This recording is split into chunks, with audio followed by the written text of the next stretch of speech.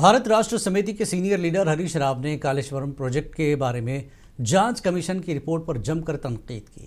उन्होंने मीडिया में गर्दिश कर रही इन खबरों को सख्ती से तरदीद की कि साबिक वज़ीर आला के चंद्रशेखर राव ने इस प्रोजेक्ट के हवाले से अकेले फैसले किए थे।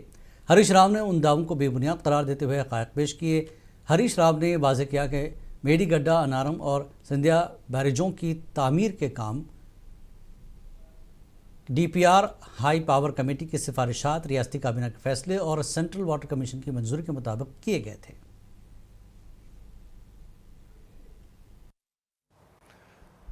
ఇంకొక మాట నేనేమన్నారంటే sole decision of chief minister అనేది చూపించారు.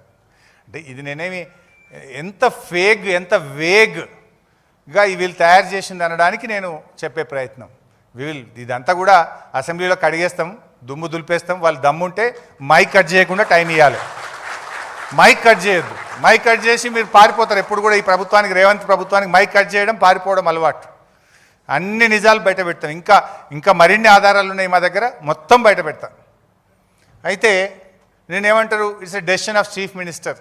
నేను ఇందాకనే చెప్పిన, ఒక ప్రాజెక్టును పూర్తి చేయడం కోసం ముఖ్యమంత్రి రివ్యూ చేయడం అనేది ఆయన బాధ్యత.